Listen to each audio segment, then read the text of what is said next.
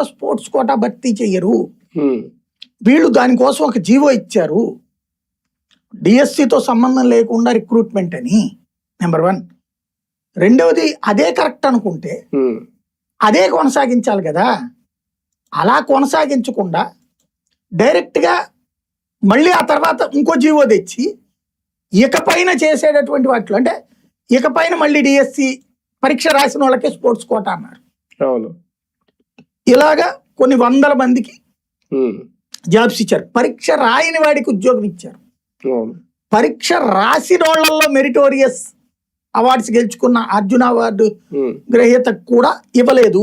ఇది మన బాణాల దాంట్లో సక్సెస్ అయినటువంటి కుర్రోడికి కూడా అర్జున కాదు ఏదో సంథింగ్ అతన్ని అవార్డు ఉంది ఒక ఆయనకి, డిఎస్సి ఆయనకి ఇవ్వలేదు. అలాగే వివిధ నేషనల్ స్టేట్ లెవెల్ వాళ్ళకి ఇవ్వాల. పార్టిసిపెంట్స్ అది కూడా 2 నెలల క్రితం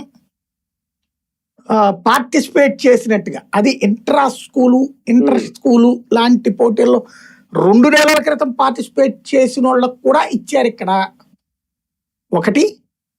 రెండవది వచ్చేటప్పటికి మామూలుగా పీఈటీలు అంటాం, physical education teachers, drill master.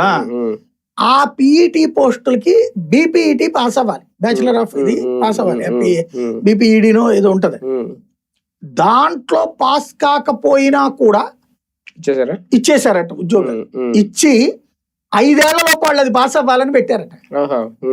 ముందు టీచర్ అయిపోయి ఆ తర్వాత పాస్ అయ్యేదేంటి అనేటటువంటి పాయింట్ కూడా ఇతను రైట్ చేసుకొచ్చి, అదే టీచర్లు అయిన తర్వాత మళ్ళీ ఆన్లైన్ టెట్ రాయమన్నారు కదా, అలాగా టెట్ ఏమో సుప్రీంకోర్టు చెప్పింది, వీళ్ళు ముందే ఒక